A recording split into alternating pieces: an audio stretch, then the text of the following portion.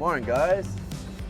So, I haven't fished Lake Diefenbaker in a very long time. In fact, I've never fished this end of the lake before.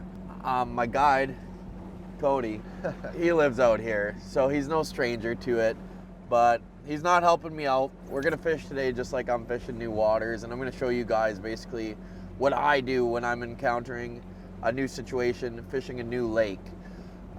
And basically where to start and how to start and some methods you can use doing the same thing. Saskatchewan has a lot of amazing fisheries, and this is just hopefully some encouragement to get out and do it. So Lake Diefenbaker, obviously, beautiful country, big cliffs, rolling hills.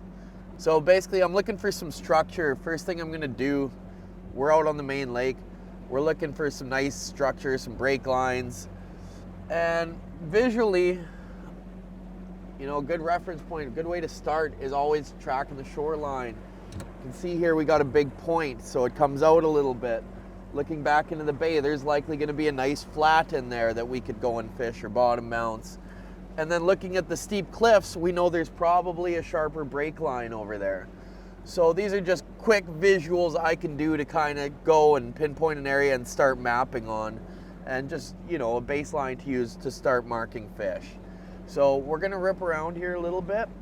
I'm actually probably gonna bust out the secret weapon as well and show you guys something else we do, you know, when you're starting from scratch on a new lake. So we're just scanning around and doing a little bit of marking, letting AutoChart Live do the work, and as I come up, I mean, I'll slow down so we can start marking fish better. But I'm thinking we'll see some fish as we come into these fishable depths.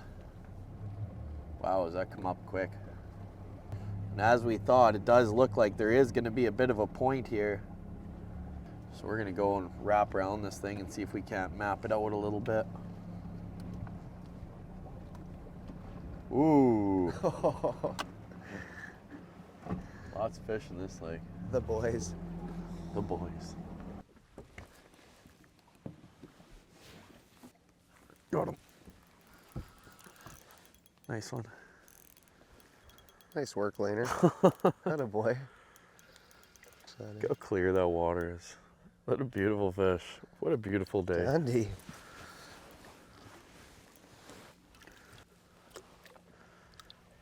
Perfect lunch fish, eh? Yeah, what do you think? I think that guy's lunch. Yeah, good job. It came out a little You're deeper. buying? I'm buying lunch today. Well, we kind of slid off, so I mean, that'd be a perfect one to keep. I agree. We're trying to fish below 30, but it is a steep break line. The boys are readjusting. I slid off. And I crack a 19-incher. That one's going in the lunch pail. Oh, yeah. Perfect, nice work. Selective harvest. Yeah. Okay, I'm gonna get us into shallower. Well, we're eating today.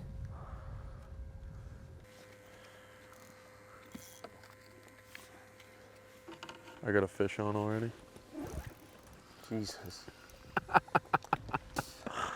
a weapon. I need a double header there. I'll give you the mega live today. It's all good, buddy. I'm mega on already. I'd rather see you smash fish.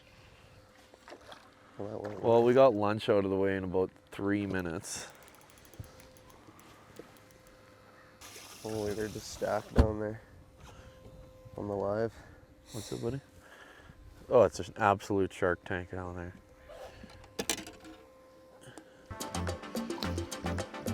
Let's get out of here.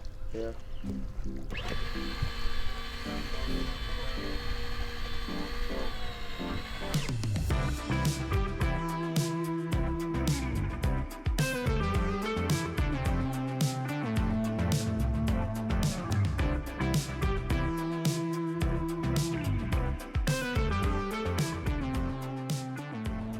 So just looking for points, break lines, reefs, structure. I like this transition here.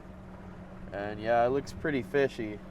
So we're gonna stop and drop some bottom bouncers and cover some miles here and see if we can't find some pods of fish to basically then maybe stop and drop on top of fish vertically.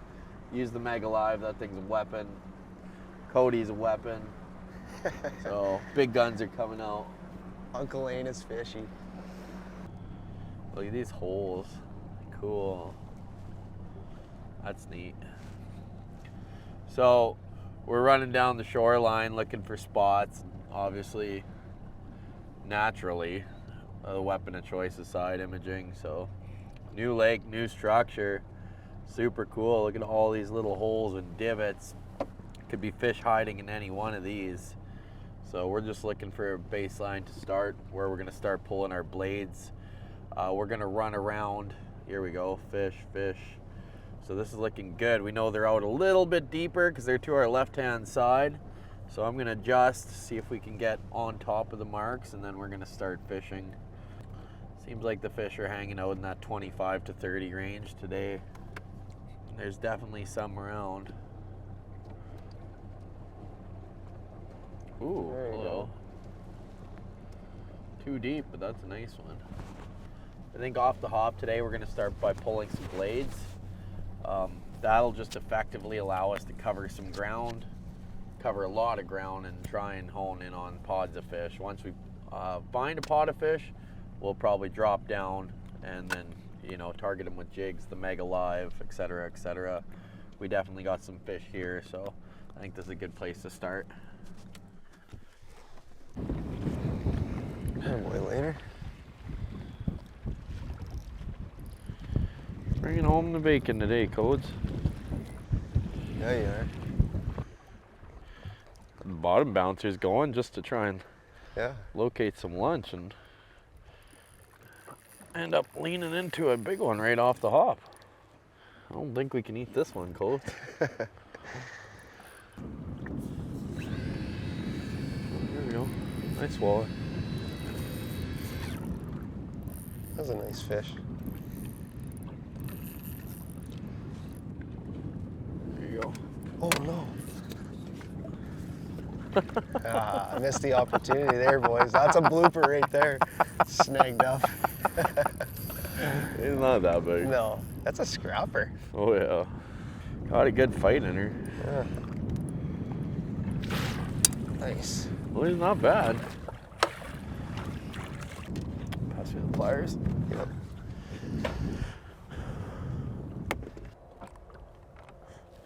Nice.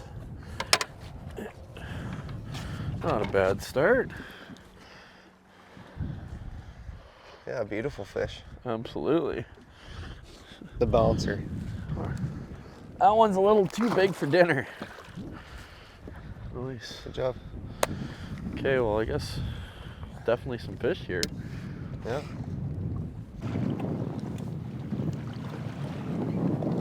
Jumbo is just coming in fast. Maybe it's a crawdad. Oh no. There you go. A sucker. I told Colin, I told you you'd see a sucker today. This is great. Multi-species. Nice one. That thing stinks. Good one. That's cut bait right there.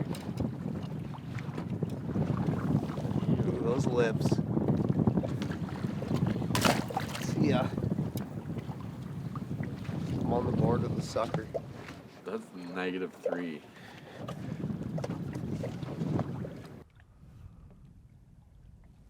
Got him.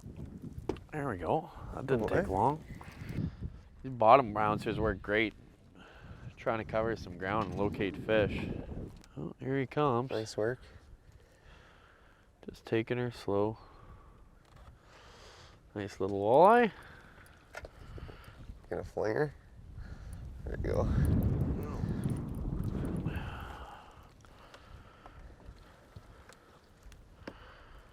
Need a plier?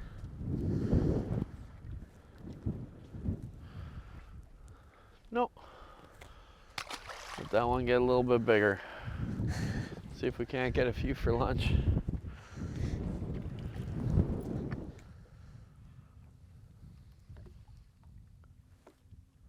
Oh, there's fish here. They're in their hole. Got him.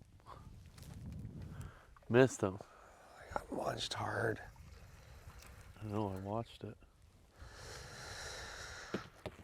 I watched it too. That's crazy. It is like a video game. It's fun. Well, he got the leech, so he'll be back. We got us both down there now. Well, that's cool. Oh. There's Cody's jig and there's my jig. Yeah, that is cool. Fish coming here. To you, Layne. Yeah, I got him. Back to you. A couple of them, 3 of them coming in. Oh, here comes dinner. Oh. I felt a bite. Got him. Got him that time. Nice. Well, that works well. This one might be going in the box. Oh yeah, there's lunch. Nice work. 2-mac jig, got him right in the mouth. Perfect eater. Yeah, just cruising around with our bottom bouncers, checking out some new country. And just keep moving until we spot them, and then drop some jigs on them. Can't lose. Another fish on the screen. Mind you, 2 I don't know fish. if we'd see him without the Mega Live. This thing is absolutely clutch in dissecting new waters. Beautiful thing about having spot lock is we investigated these couple waypoints we dropped. After seeing them on the bottom bouncer, I simply let off now that there's no fish below us. We caught one of them, and we're just gonna slide, and basically with the live imaging, we're just gonna slide 10 feet. I'm gonna spot lock it again. Super easy way to stay nice and vertical. Basically just gonna go with the natural current to the lake and just run this break line and see if we can't smash one more for lunch. Heard Code makes a pretty mean shore lunch. And he brought the beans. As long as you're willing to eat. It's beautiful terrain. Yeah, there are some trees in there. That'd be a Yeah, perfect there is. spot. Yeah, perfect. Okay, we got 300 yards. We got lunch. Yes. It's a scrappy lunch. Once again, the old bottom bouncer. Well, camera guy. Here. Got her. Perfect. He's in. Better throw that guy in the box. Yep. Well, that works out well. Running gun. Bottom bouncers and sit on top and jig. Go have a quick lunch and then we'll get back on them. Yeah, that sounds good.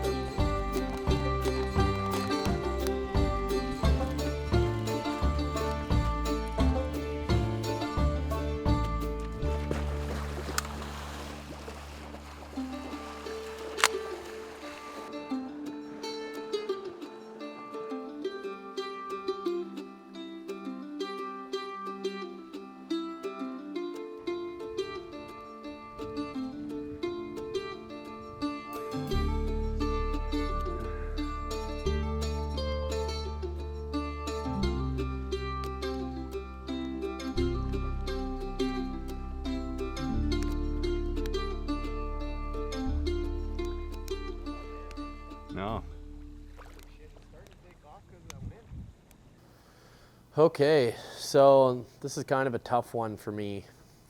Um, yeah, this was a really, really good day. I was having a lot of fun. I was having a really magical weekend out visiting friends. My friend has a lovely farm right along Diefenbaker, and he was an excellent host. We ate well, we drank well, we had a great time, and the weather was beautiful, and me, Colin, the cameraman, and my friend Cody had stopped for a shore lunch. Been a long day. We'd put in a lot of time fishing, and we had a pretty successful day already in that aspect, and we decided to break for dinner. I spent a lot of time on the water all year long. In the summer, anyone that follows my stories knows I'm on the water frequently. I'm always swimming, I'm always boating, fishing, you name it. And I would say confidence-wise on the water, I'm a 10 out of 10. But I quickly learned on this occasion that, you know, stuff can happen and stuff can happen to anyone. I mean, if it could happen to me, it could surely happen to somebody else. So I struggled with whether I wanted this to be posted or not, but I'm gonna do it anyways. So we'd pulled my boat up on shore, just like I always do. I do it on Last Mountain Lake all the time. And we were having a quick shore lunch.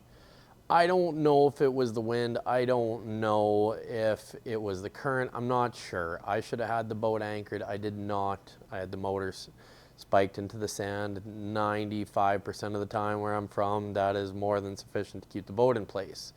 We were very preoccupied exploring and didn't really notice it. It was just gradually floating rearwards.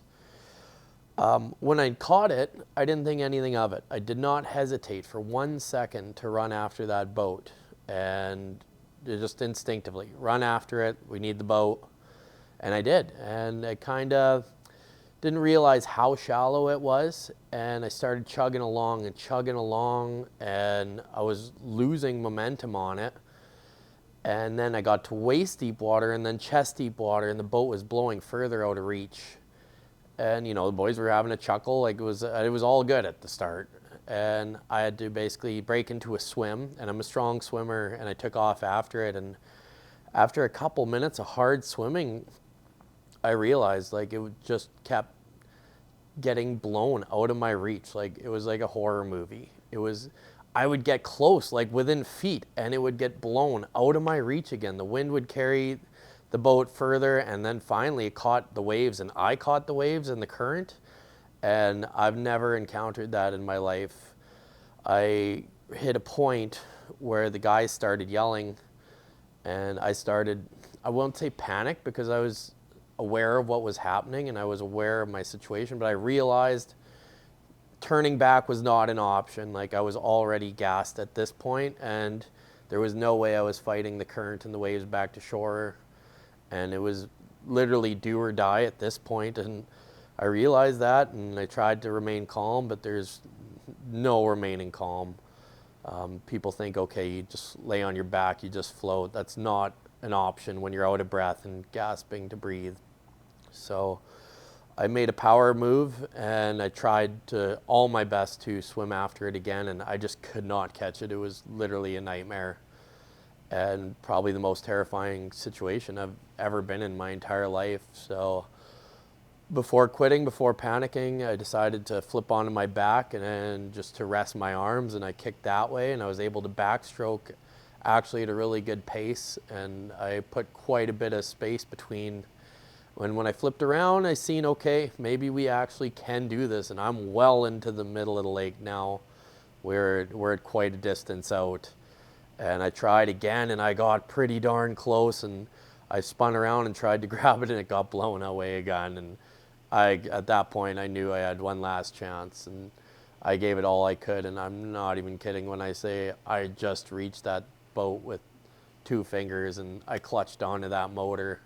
And I'm pretty sure I was well out of sight of the boys at this point. And they don't know what's happened to me or what's going on. And it was all I could do to grab onto my prop and just hang there for 20 minutes while I recovered. I didn't even have the energy to pull myself up the ladder or onto the boat. And I was coughing up water, and it was just a really bad, terrifying situation overall.